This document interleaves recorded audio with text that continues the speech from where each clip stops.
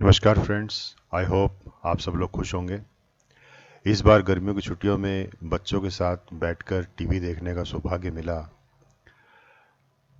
तो जब मैं बच्चों के साथ मूवी देख रहा था तो मैंने एक चीज़ नोटिस की कि कुछ डायलॉग जो है वो मिस हो जाते हैं। कुछ बारीक साउंड, कुछ डायलॉग्स ऐसे थे जो समझ में नहीं आ रहे थे, तो बच्चा क्या कर रहा था, उसको दोबारा रीप्ले कर रहा था बार बार। तो मुझे लगा कि एक अच्छा सा साउंड सिस्टम इसके साथ अटैच कर देते हैं।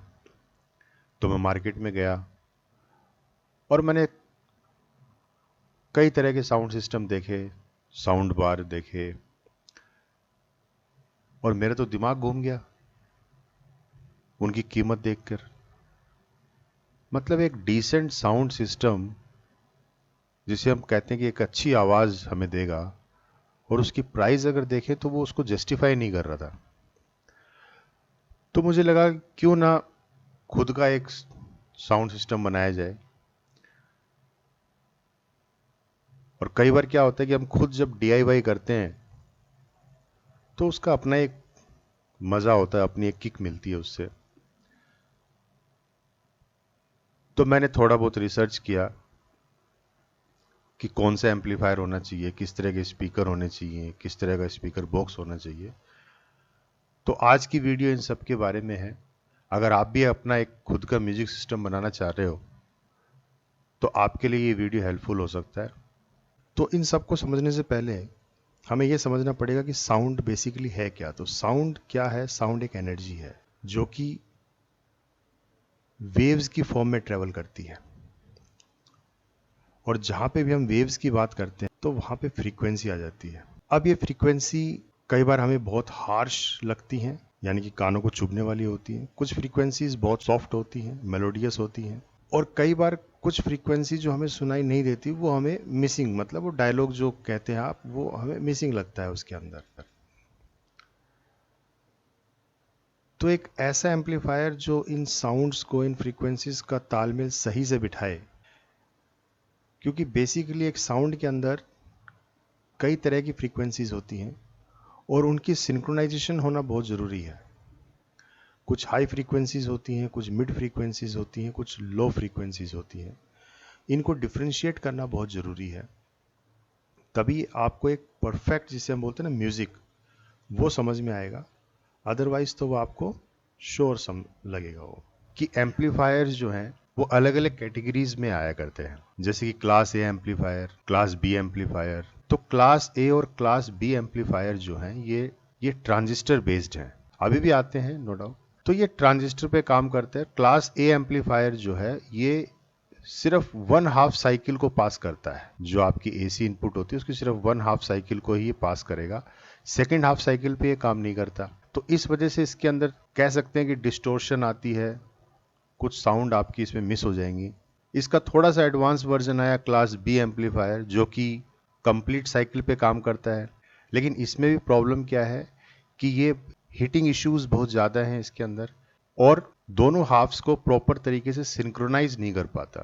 फिर क्लास ए बी एम्पलीफायर, ये भी मार्केट में खूब चल रहे हैं। ये दोनों का ही कॉम्बिनेशन है, क्लास ए और क्लास बी का। इसके अंदर चीज़ों को काफ़ी हद तक इम्प्रूव किया गया है, और यहाँ पर जो ट्रांजिस्टर की जगह मॉसफेट यूज़ हुआ है इसके अंदर। मॉसफेट, तो ये भी एक ट्रांजिस्टर ही है। मॉसफेट बोले तो metal oxide semiconductor field effect transistor. तो ये ट्रांजिस्टर ही है, लेकिन ये थोड़ा सा एडवांस है। ये फ्रीक्वेंसीज को अच्छे से हैंडल करता है, लेकिन अगेन काफ़ी ज़्यादा लाउड होता है ये। ये ट्रैक्टर्स वगैरह के अंदर ज़्यादातर यूज़ करते हैं, जहाँ पे लाउडनेस बहुत ज़्यादा चाहिए, क्योंकि इंजन का भी अपना एक शोर होता है ट्रैक्टर का। तो ऐसी जगहों पे इसको ज़्यादातर यूज़ किया जाता है। लेकिन हाँ, इसमें भी हीटिंग इश्यूज़ हैं। और साउंड क्वालिटी देखी जाए तो एक घर के लिए जब हम देखते हैं तो उसके लिए परफेक्ट नहीं है। इसका जो एडवांस अभी जो और आ रहे हैं, वो जो मैंने देखा, क्लास डी एम्पलीफायर।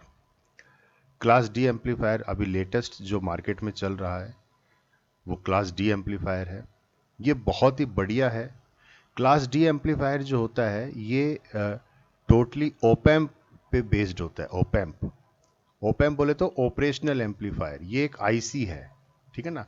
तो आईसी बेस्ड होता है, डिजिटल पर तरीके से काम करेगा टोटली, जबकि क्लास ए और क्लास बी एम्पलीफायर जो हैं ये ट्रांसफॉर्मर से इनको सप्लाई दी जाती है, जबकि क्लास डी एम्पलीफायर्स के लिए हम अलग से एक अडेप्टर देते हैं और इनकी जो साइज होती है वो भी बहुत कम होती है और जो ऑपरेटिंग वोल्टेज होता है वो भी बहुत कम होता है। तो क्लास डी एम्पलीफायर में जो मैंने जो चूज किया वो है ZK TB21 TPA 3116D2। तो इसमें 3116 जो है ये आईसी लगी हुई है और डुअल आईसी है इसके अंदर, और ये 200 वाट का एम्पलीफायर है। क्लास डी एम्पलीफायर में आप कोई भी ले सकते हो, ये बहुत ही बढ़िया साउंड आपको निकाल के देता है। इसके अंदर जो फ्रीक्वेंसीज है उनको बहुत अच्छे से ये जो है डिफ्रेंशिएट करता है। इसका जो मॉडल है वो है ZK TB21, class D amplifier है, 2 चिप इसमें लगी हैं, 2.1 चैनल है। 2.1 का मतलब क्या है कि जो इसकी आउटपुट है उसमें 50 वाट के 2 स्पीकर हम जोड़ सकते हैं, ठीक है ना। अगर सिर्फ इतना ही होता, 2 स्पीकर हम जोड़ते सिर्फ यहाँ तक अगर होता तो इसको 2.0 बोला जाता, लेकिन इसमें हम 100 वाट का एक सब वूफर भी जोड़ सकते हैं तो ये 2.1 बोला जाएगा अब इसको, ठीक है। तो 2.1 चैनल हो गया ये। इनपुट वोल्टेज इसको हम 12 वोल्ट से लेकर 24 वोल्ट तक ऑपरेट करा सकते हैं, तो आप एक अच्छा सा अडेप्टर इसके साथ कोई भी लगा सकते हो।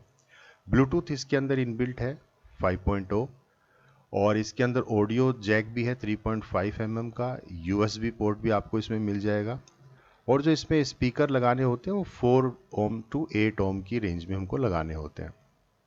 इसके अंदर आपको डेडिकेटेड नॉब मिल जाएंगी वॉल्यूम की, जो कि आपका स्टार्ट ऑन ऑफ का बटन भी यही है, और इसमें बेस, ट्रबल और सब वूफर का वॉल्यूम इसमें सेपरेटली दे रखा है, और सब वूफर की फ्रीक्वेंसी भी हम सेट कर सकते हैं इसमें।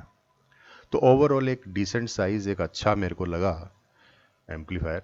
इसके अंदर कुछ बातों को जो आपको ध्यान रखना है, इसकी एक तो पावर सप्लाई बहुत स्ट्रिक्टली आपको फॉलो करनी है। अगर आप 24 वोल्ट से ज़्यादा दोगे तो ये डैमेज हो सकता है।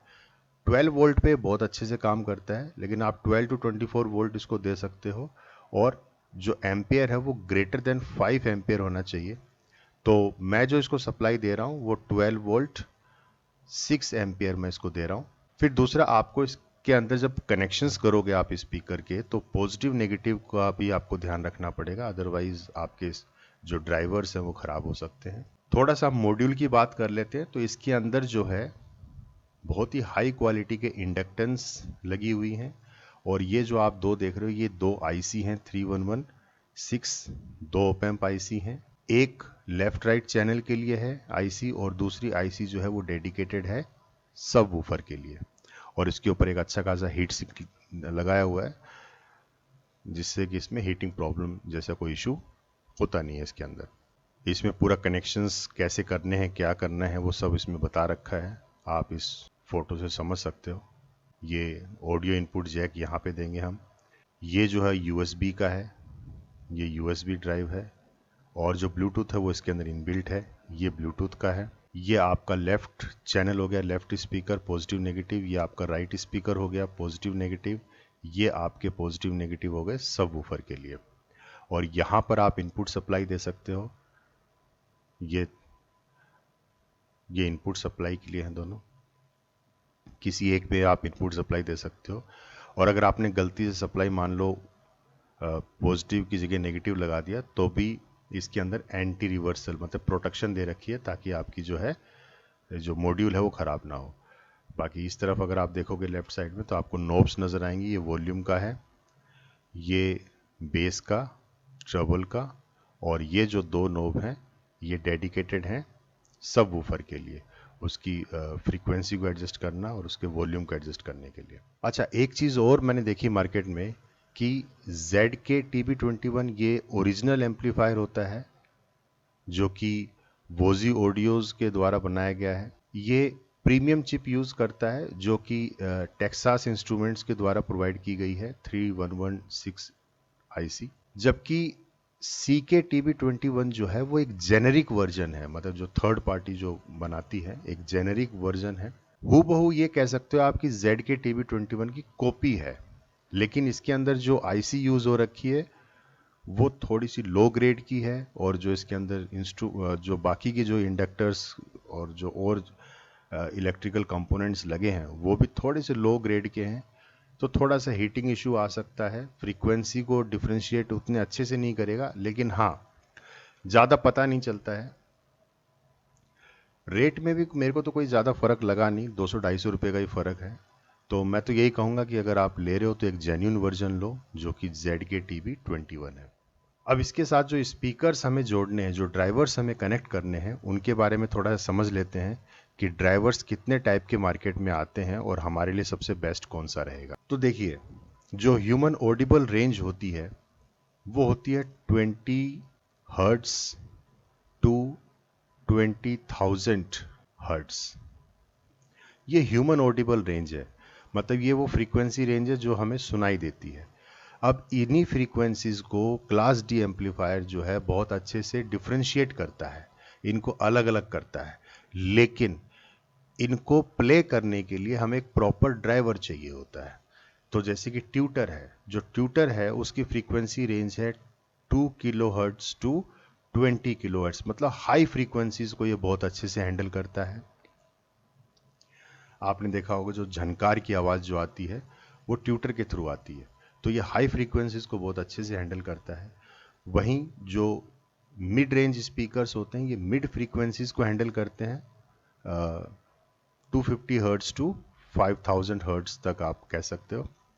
जो भी वोकल्स हैं आपके वो इस रेंज में आते हैं, मतलब वोकल्स को बहुत अच्छे से ये हैंडल करेंगे।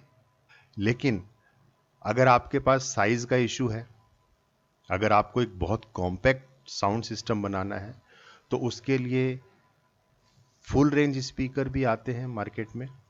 फुल रेंज स्पीकर जो है एक कॉम्बो है ट्यूटर का और मिड रेंज स्पीकर का। ये दोनों ही तरह की फ्रीक्वेंसीज को कवर करता है। इसके अंदर ही देखो, अगर आप इस डायग्राम में देखोगे तो इसके अंदर जो कोन ये नज़र आ रहा है, ये कोन एक्चुअल में ट्यूटर है।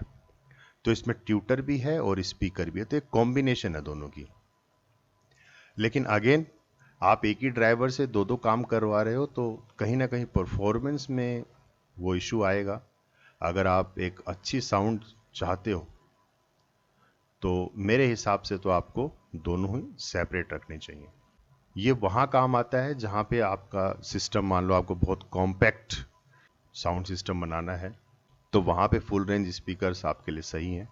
अदरवाइज मैं तो यही कहूँगा कि आप दोनों को सेपरेट रखिए, ट्यूटर हाई फ्रीक्वेंसीज के लिए और mid range speakers mid frequencies के लिए। फिर हम वूफर्स की बात करते हैं। वूफर जो है वो लो फ्रीक्वेंसीज को अच्छे से हैंडल करता है, फ्रॉम 40 हर्ट्ज टू 2000 हर्ट्ज। तो लो फ्रीक्वेंसीज को ये अच्छे से हैंडल करता है। जो धमक की जो आवाज़ आती है वो वूफर से आती है, और अगर इसमें भी और लो फ्रीक्वेंसी चाहिए तो फिर उसके लिए सब वूफर आता है। तो इसकी फ्रीक्वेंसी रेंज थोड़ी और कम हो जाती है, ये 20 हर्ट्ज टू 200 हर्ट्ज की रेंज में काम करता है। मैंने जो अपने सिस्टम में यूज़ किया वो वूफर यूज़ किया है, ना कि सब वूफर, क्योंकि मेरा काम वूफर से चल रहा था, तो इसलिए मैं सब वूफर को प्रिफर नहीं किया। तो वो आपकी चॉइस है, आप वूफर लगाना चाहते हो सब वूफर लगाना चाहते हो। क्योंकि बेसिकली जो फ्रीक्वेंसीज होती हैं वो 3 कैटेगरीज में डिवाइड होती है, हाई फ्रीक्वेंसी, मिड फ्रीक्वेंसी और लो फ्रीक्वेंसी। तो एक वूफर जो है वो लो फ्रीक्वेंसीज को हैंडल कर लेता है। अगर आप उसको और लो में ले जाना चाहते हो तो अब आप सब वूफर के लिए जा सकते हो, अदरवाइज वूफर सफिशिएंट है आपके लिए। अब मैंने आपको कहा कि 3 तरह की फ्रीक्वेंसीज होती हैं, तो जो हमारा मॉड्यूल है वो इन तीनों फ्रीक्वेंसीज को अच्छे से डिफरेंशिएट करता है, हाई फ्रीक्वेंसी, मिड फ्रीक्वेंसी और लो फ्रीक्वेंसी। जो हाई फ्रीक्वेंसी है वो जानी चाहिए ट्यूटर के अंदर, जो मिड फ्रीक्वेंसी है वो जानी चाहिए मिड रेंज स्पीकर्स के अंदर, और जो लो फ्रीक्वेंसी है वो जानी चाहिए वूफर के अंदर। ये फ्रीक्वेंसीज प्रॉपर तरीके से इसमें जाएंगी तब साउंड जो है वो निखर के आती है, बहुत अच्छी आपको क्रिस्पी क्रिस्टल क्लियर साउंड आपको सुनाई देगी, हर एक बीट आप पकड़ पाओगे। लेकिन इसके लिए आपको मेक श्योर करना पड़ेगा कि जो फ्रीक्वेंसीज इस ड्राइवर के लिए बनी है वो उस ड्राइवर तक पहुंचे। जैसे ट्यूटर हाई फ्रीक्वेंसी को अच्छे से हैंडल कर सकता है तो इसके पास सिर्फ हाई फ्रीक्वेंसी जानी चाहिए, और वूफर जो है वो लो फ्रीक्वेंसीज को हैंडल करता है तो इसके पास लो फ्रीक्वेंसी ही जानी चाहिए। अगर इसके पास हाई फ्रीक्वेंसी जाएगी तो ये खराब होगा, या फिर अंडर परफॉर्म करेगा। तो इसके लिए हम यूज़ करते हैं क्रॉस ओवर नेटवर्क। तो क्रॉस ओवर नेटवर्क बेसिकली एक इलेक्ट्रॉनिक सर्किट है जो कि कुछ इस तरह का नज़र आता है। तो दो टाइप के क्रॉस ओवर्स होते हैं, एक तो होता है 2 वे क्रॉस ओवर और एक होता है 3 वे क्रॉस ओवर। तो जो 3 वे क्रॉस ओवर होता है उसमें आपका ट्यूटर, मिड रेंज स्पीकर और वूफर, ये तीनों की फ्रीक्वेंसीज को ये खुद से सेपरेट कर देता है। और वहीं 2 वे जो नेटवर्क होता है उसमें आपके पास ट्यूटर और वूफर कह लो या फिर यहाँ पे आप स्पीकर लगा लो। तो ये 2 वे क्रॉस ओवर हो गया ये। तो अगेन इनमें भी दोनों फर्क है। जो 2 वे क्रॉस ओवर है ये हाई फ्रीक्वेंसी को जो कि ट्यूटर के अंदर से पास होगी उसके लिए निकाल देगा, और बाकी सारी जो मिड रेंज है और लो फ्रीक्वेंसी है वो इस वाले चैनल पे दे देगा। तो अगेन यहाँ पे थोड़ा सा मर्ज कर दिया इसने, ठीक है ना। तो ये वहाँ यूज़ करेंगे जहाँ आपके पास स्पेस लिमिटेड है। अदरवाइज मैं तो यही कहूँगा कि 3 वे क्रॉस ओवर यूज़ कीजिए ताकि तीनों फ्रीक्वेंसीज को अच्छे से डिफ्रेंशिएट आप कर पाओ। तो मैंने जो अपने सर्किट में यूज़ किया वो 3 वे क्रॉस ओवर यूज़ किया है। तो बेसिकली जो क्रॉस ओवर नेटवर्क्स होते हैं वो मैंने आपको बताया 3 तरह की फ्रीक्वेंसीज, मतलब हाई पास फिल्टर लगे होते हैं इसमें, लो पास फिल्टर लगा होता है और बैंड पास फिल्टर होता है। तो हाई पास ट्यूटर के पास जाएगी, लो पास वूफर के लिए, और जो बैंड पास है वो मिड रेंज स्पीकर्स के लिए, ठीक है। अगर आप क्रॉस ओवर यूज़ नहीं करते तो आपके ड्राइवर्स खराब हो सकते हैं। अच्छा, आप क्रॉस ओवर रेडीमेड सर्किट अगर आप यूज़ नहीं कर रहे तो आप उसके बजाय एक कैपेसिटर जो कि 3.7 माइक्रोफेरेड का होता है उसको आप यूज़ कर सकते हो ट्यूटर के और स्पीकर के बीच में। अदरवाइज़ मैं तो यही कहूँगा कि क्रॉस ओवर अगर आप यूज़ करते हो तो फिर आपको ज़्यादा हेडेक लेने की ज़रूरत ही नहीं है, आप सीधा क्रॉस ओवर यूज़ कीजिए क्योंकि वो डेडिकेटेड इसी चीज़ के लिए बना है। अगर आप क्रॉस ओवर यूज़ नहीं करोगे तो इससे होगा क्या कि आपके जो ड्राइवर्स हैं वो डैमेज हो सकते हैं, उनके अंदर डिस्टोर्शन ज़्यादा आएगी और पावर को प्रॉपर तरीके से वो यूटिलाइज नहीं कर पाएगा आपका, और अगेन इसका असर पड़ेगा आपकी साउंड क्वालिटी के ऊपर। तो क्रॉस ओवर यूज़ करना एक अच्छा डिसीजन है। मैंने जो ड्राइवर्स यूज़ किए हैं वो सारा सामान मैंने स्वीटन कंपनी से मंगवाया है। ये एक इंडियन ब्रांड है और एक अच्छा खासे स्पीकर्स ये बनाते हैं, काफ़ी नाम सुना है मैंने इनका। तो मैंने इन्हीं से ऑनलाइन ये सारा सामान मंगवाया है।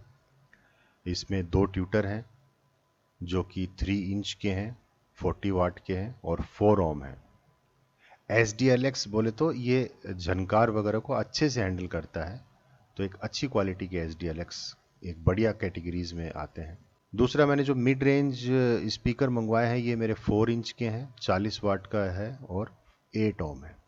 अब ये 8 ओम मैंने इसलिए मंगवाया है क्योंकि जब आप इनको पैरेलल में जोड़ोगे, ट्यूटर को और मिड रेंज स्पीकर को जब हम पैरेलल में जोड़ते हैं तो पैरेलल में जो रेजिस्टेंस होती है वो कम हो जाती है।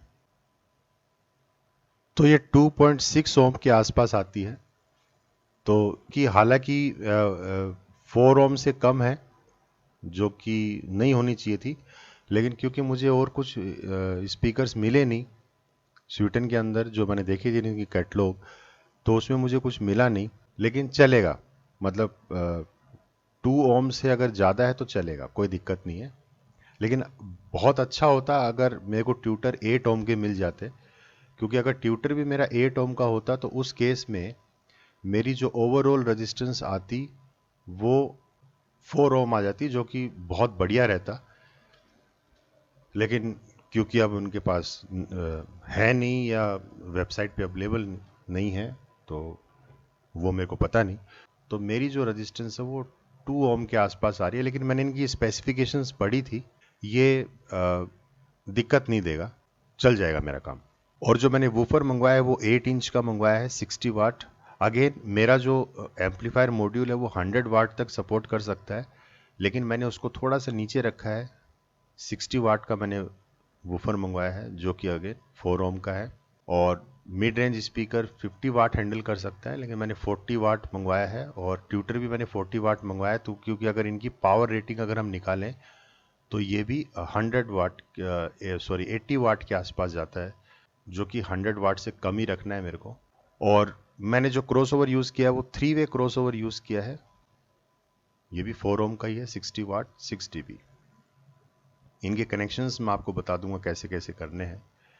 ये मेरा छोटा सा मॉड्यूल है और ये मैंने इसके साथ में पावर सप्लाई मंगवाई है।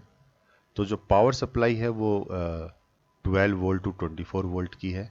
आप चाहो तो इसकी जगह एक लैपटॉप का कोई अडेप्टर भी यूज़ कर सकते हो। 12 वोल्ट सफिशेंट है, क्योंकि मैं 12 वोल्ट ही दूंगा इसको।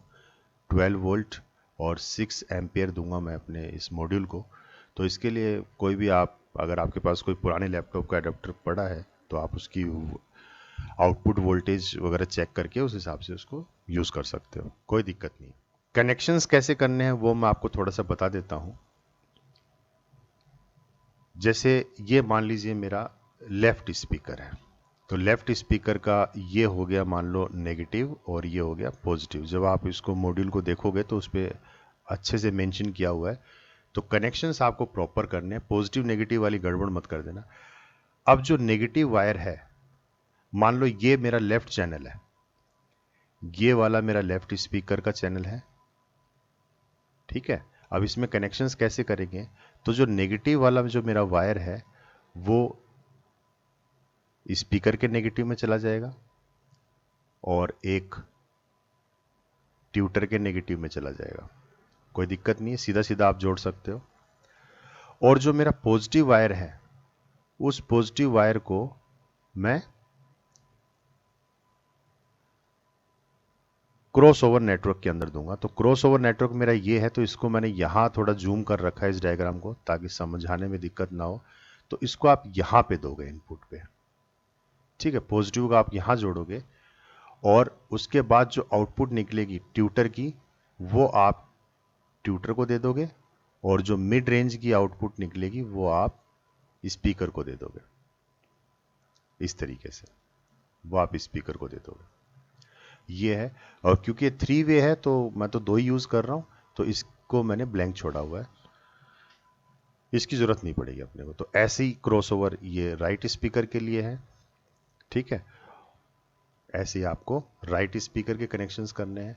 और जो वूफर है इसका जो पॉजिटिव नेगेटिव है, नेगेटिव और पॉजिटिव, ये आपको डायरेक्ट जो है इसके अंदर जोड़ने हैं मॉड्यूल के अंदर। बस इसके अंदर कुछ अलग से आपको अटैच नहीं करना, ये आपको डायरेक्ट मॉड्यूल में ही लगाने हैं। आप 3 वे क्रॉसओवर की जगह 2 वे भी जोड़ सकते हो, लेकिन मैंने 3 वे लिया है क्योंकि मेरे को फ्रीक्वेंसीज को जो है वो सेपरेट रखना था। तो अब यहां पर जो है मैं डेडिकेटेड ट्यूटर को हाई फ्रीक्वेंसी दे रहा हूं और जो स्पीकर है उसको मिड रेंज फ्रीक्वेंसी दे रहा हूं, और जो वूफर है, अब क्योंकि वो मॉड्यूल के अंदर ही दे रखा है वूफर के लिए अलग से, तो मैं डायरेक्ट इसमें जोड़ रहा हूं। स्पीकर बॉक्सेस की बात कर लेते हैं कि स्पीकर बॉक्स कैसे आपको बनाना है, जो मटेरियल होगा वो कैसा होना चाहिए।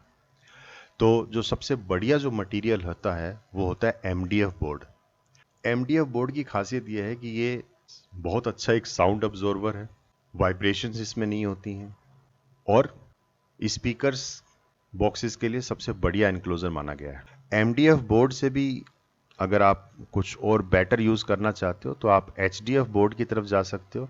तो मैंने जो यूज किया है वो MDF बोर्ड यूज किया है, और इसकी जो मैंने मोटाई रखी है वो 18 mm की रखी है।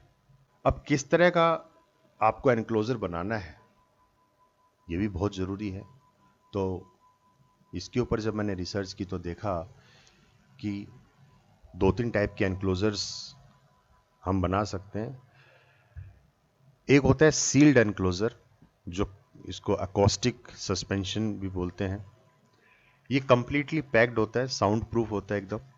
इसके फायदे ये हैं कि इससे आवाज जो है बहुत ही अच्छी निकल के आती है। तो स्पीकर और ट्यूटर इनको आप एक बॉक्स में सील कर सकते हो, क्योंकि ट्यूटर आपका पहले से एनक्लोज्ड होता है ऑलरेडी, तो वो जो है आपके स्पीकर की आवाज को अफेक्ट नहीं करेगा। तो आप दोनों को एक ही बॉक्स में रख सकते हो।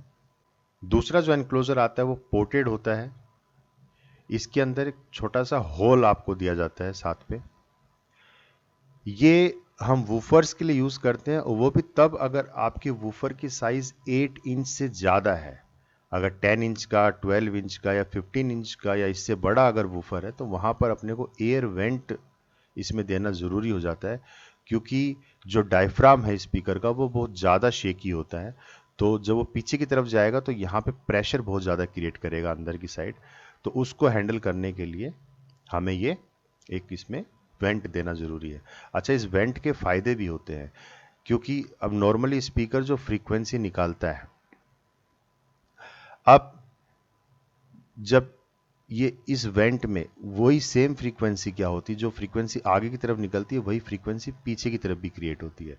अब होता क्या है कि जब ये फ्रीक्वेंसी रिफ्लेक्ट होकर यहाँ से निकलेगी तो ये फ्रीक्वेंसी और ये वाली फ्रीक्वेंसी दोनों सेम फेज में होंगी।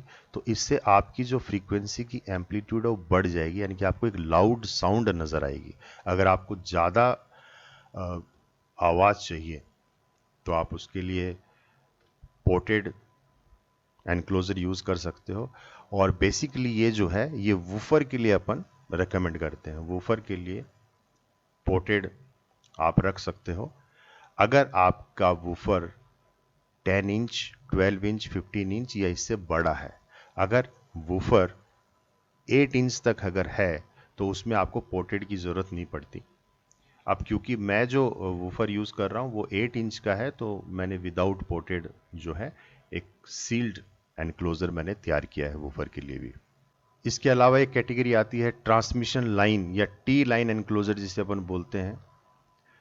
इसके अंदर जैसे यहाँ पे हमने वूफर लगा दिया तो इसकी साउंड जो है, जो बैक फ्रीक्वेंसीज होती है वो इस तरीके से ट्रेवल करते हुए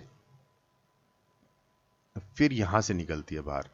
तो यहाँ से जो फ्रीक्वेंसी निकली और यहाँ से जो फ्रीक्वेंसी निकली, ये दोनों कंबाइंड होकर एक लाउड साउंड जो है आपको एक अच्छा जो है बूमनेस प्रोवाइड करती है। ठीक है, तो ये भी एक एक्सपीरियंस है। लेकिन अगेन अगर आपका वूफर बड़ा है तो उसके लिए हम इसको प्रीफर करते हैं।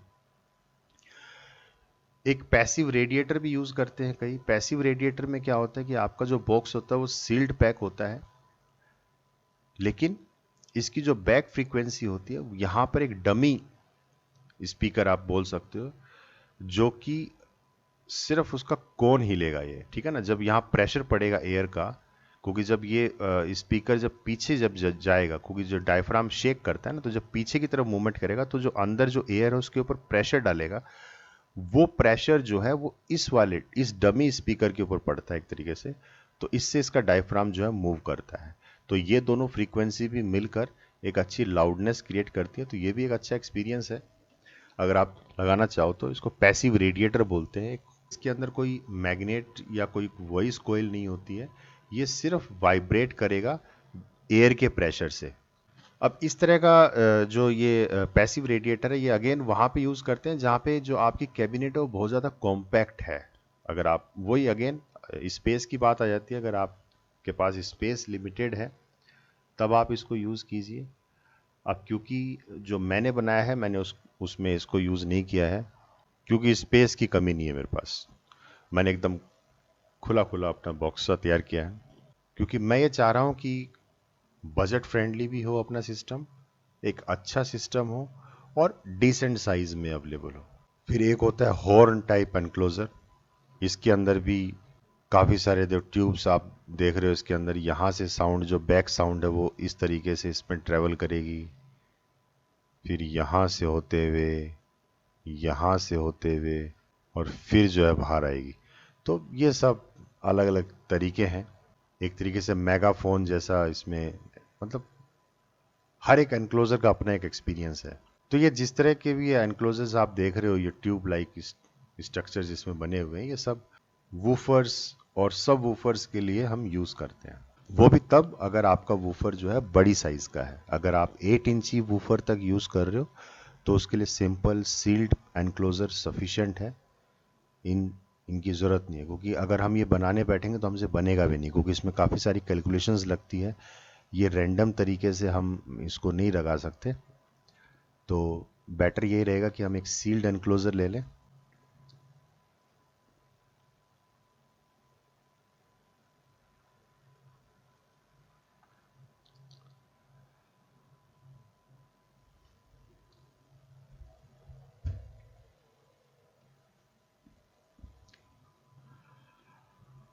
अब जो मैंने जो स्पीकर का जो लेआउट तैयार किया है, मैं ये उसको ट्रॉली स्पीकर के तर्ज पे बनाने की कोशिश कर रहा हूँ, ताकि उसको कहीं पे भी कैरी करना हो तो दिक्कत ना हो। हालांकि ये सारे बॉक्सेस मेरे 3 अलग अलग बॉक्सेस हैं। एक बॉक्स मेरा लेफ्ट स्पीकर के लिए है, एक बॉक्स राइट स्पीकर के लिए है, और एक बॉक्स जो है वूफर के लिए है। हालांकि ये तीनों एक दूसरे से सेपरेट हैं, लेकिन मैंने इसको एक साथ इस तरीके से बनाया है ताकि ये कम से कम स्पेस कवर करें। इसके अंदर ये 3 चैम्बर हैं, ये लेफ्ट स्पीकर, राइट स्पीकर का, और ये जो है ये मेरा वूफर का है। और इनके बीच में जो मैंने क्रॉसओवर लगाया है, तो कनेक्शंस का मैं थोड़ा समझा देता हूँ। तो जो जैसे मान लेते हैं कि ये मेरा राइट स्पीकर है, तो राइट स्पीकर में ये मेरा नेगेटिव वायर आया मॉड्यूल से, और ये वाला रेड कलर का जो है ये मेरा पॉजिटिव वायर है। तो जो नेगेटिव वायर है उसको मैंने कॉमन कर रखा है, स्पीकर का नेगेटिव और ट्यूटर का नेगेटिव, ये मैंने यहाँ पे कंबाइंड कर दिया इसको। और जो पॉजिटिव वायर था, इस जो मॉड्यूल से पॉजिटिव वायर आया, वो मैंने इसके अंदर क्रॉसओवर में दे दिया यहाँ पर। और यहाँ से ये ट्यूटर का है, तो ये वायर मेरा जो है सीधा ट्यूटर में चला गया पॉजिटिव। और ये दूसरा जो है ये मेरा मिड रेंज का है, तो ये पॉजिटिव वायर जो है मेरा सीधा मिड रेंज स्पीकर में चला गया। वूफर को मैंने क्योंकि इसमें अलग से जोड़ा हुआ है, तो यहाँ पर हमें इसकी ज़रूरत नहीं है। इसी तरीके से मैंने लेफ्ट स्पीकर वाला कैबिनेट तैयार किया है, ठीक है ना। तो ये राइट कैबिनेट, ये लेफ्ट कैबिनेट, और ये मेरा वूफर के लिए। तो तीनों को मैंने इस तरीके से अरेंज किया है। ये तीनों एक दूसरे से बिल्कुल सेपरेट हैं, कोई मतलब ही नहीं है, लेकिन ये इस तरीके से मैंने बनाया ताकि ये इकट्ठे हो जाएं, एक जगह रहें, ताकि इसको कैरी करने में कोई दिक्कत ना हो। तो जो स्पीकर का जो लेआउट मैंने बनाया है, उसके पार्टीशंस कुछ इस तरीके से होंगे। जो साइड है, लेफ्ट राइट साइड, वो 24 इंच बटा 9 इंच के बोर्ड हैं।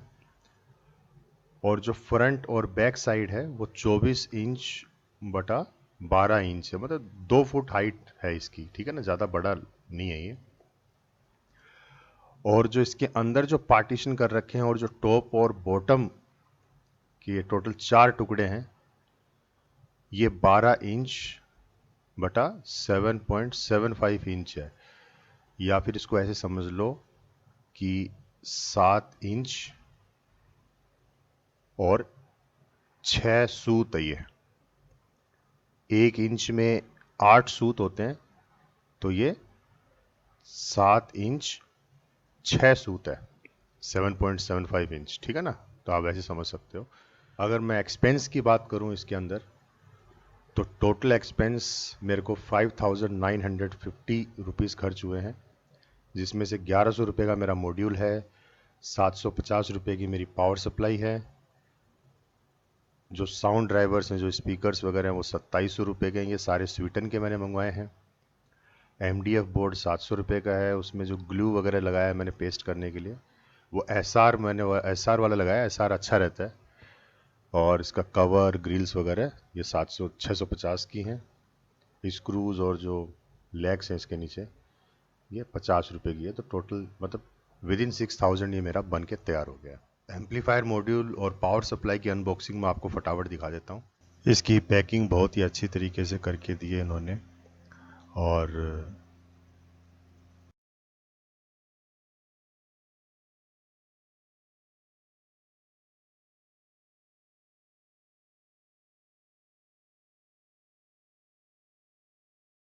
ये देखिए ZK-TB21 TPA311 IC, छोटा सा बॉक्स है।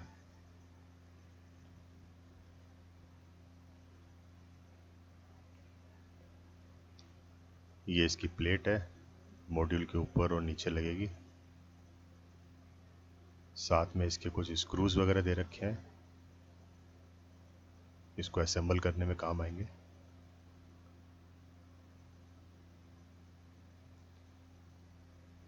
ये कुछ नॉब्स वगैरह दे रखी हैं इसकी, वॉल्यूम और ट्रबल बेस वाली। और ये अपना छोटा सा मॉड्यूल है ZK-TB21।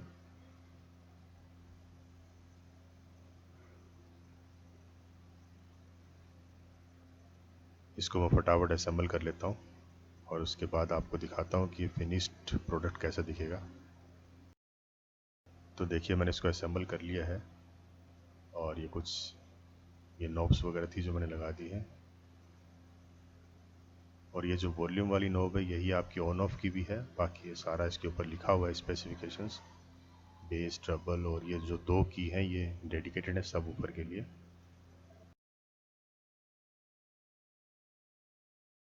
और इसके बैक साइड में अगर हम देखें तो ये आपके चैनल्स हैं, लेफ़्ट राइट स्पीकर, उसके पॉजिटिव नेगेटिव, और ये आपका वूफर का हो गया पॉजिटिव नेगेटिव। और ये इसके बगल में ये ऑक्स इनपुट है और ये यूएसबी इनपुट है। ब्लूटूथ इसके अंदर इनबिल्ट है और यहाँ पे आप राइट साइड में इसके पावर सप्लाई इन कर सकते हो। ये साथ में इसके नॉब दे रखी है तो इससे आप इसको इनपुट दे सकते हो। ये कनेक्टर हो गया एक तरीके का, ये साथ में ही दे रखा है इसके।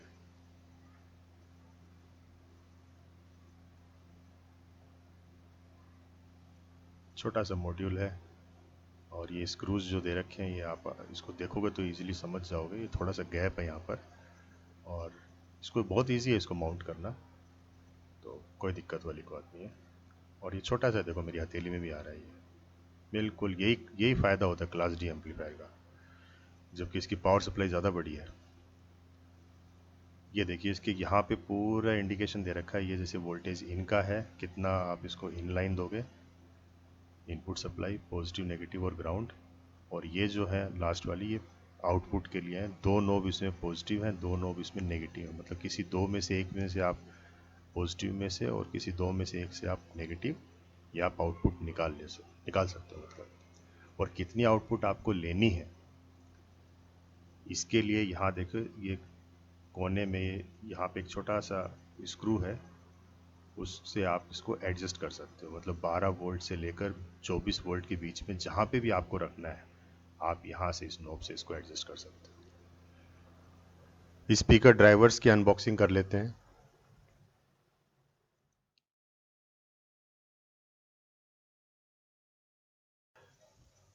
इसकी पैकिंग बहुत ही शानदार तरीके से करके दी है उन्होंने और आपको देख के लग रहा होगा।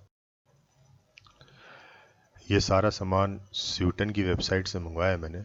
अगर आप भी उसकी वेबसाइट विज़िट करोगे तो वहाँ पे हर एक कैटेगरी वाइज बहुत बढ़िया तरीके से उन्होंने एक्सप्लेन किया हुआ चीज़ों को, और हर एक ड्राइवर की स्पेसिफिकेशंस भी उन्होंने बता रखी है। तो स्पीकर बॉक्स बनाने में दिक्कत नहीं आती और प्रोडक्ट भी बहुत जेन्यून मेरे को लगा। बिल्ड क्वालिटी बहुत स्ट्रॉन्ग है इसकी और आई होप इसकी लॉन्ग लाइफ होनी चाहिए। मैं तो पहली बार यूज़ कर रहा हूँ लेकिन इसका सुना मैंने बहुत कुछ है।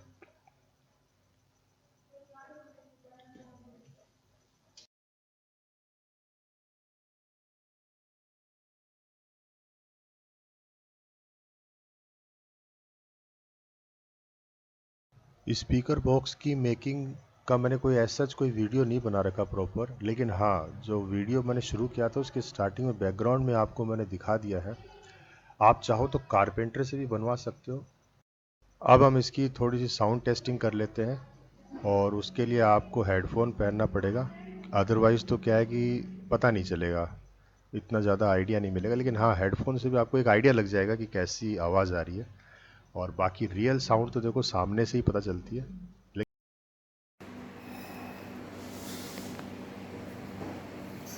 ले बेटा इसको पकड़, रिकॉर्डिंग कर तू अब है। ठीक है। अभी मैं इसको क्या कर रहा हूँ, ब्लूटूथ से कनेक्ट करूँगा।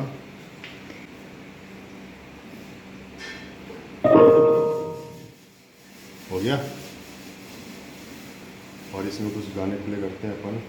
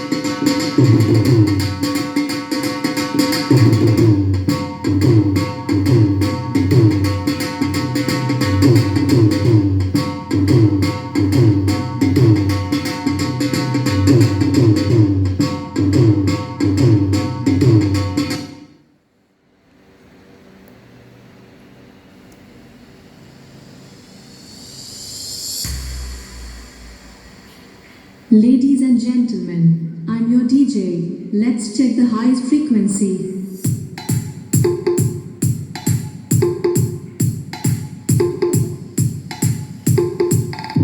Now, let's check the mid frequency.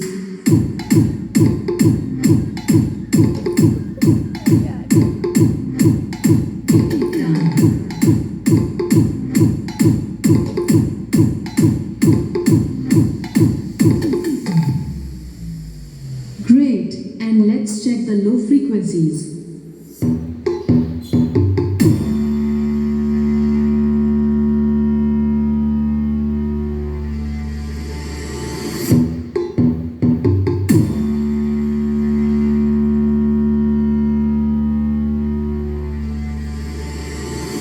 Attention please. Welcome to the high quality sound check. Keep quiet and feel the vocal. Feel the vocal.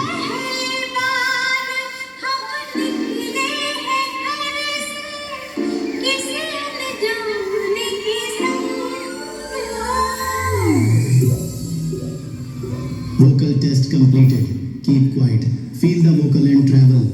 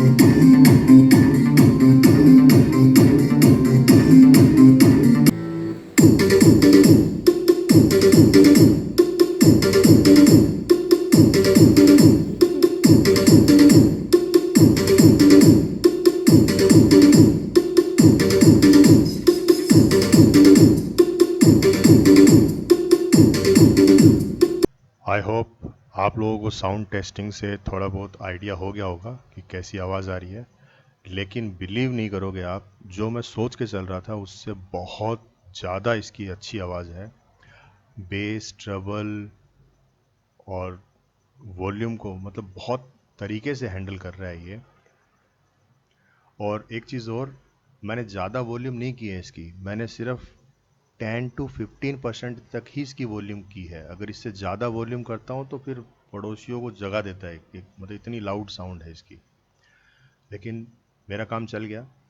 एक जो मैं चाह रहा था बनाना, जो मेरी एक्सपेक्टेशंस थी उससे कुछ 21 ही बना है ये, उससे ख़राब नहीं बना है, बहुत बढ़िया बना है। आई होप आप लोगों को ये वीडियो पसंद आएगा। Thank you for watching.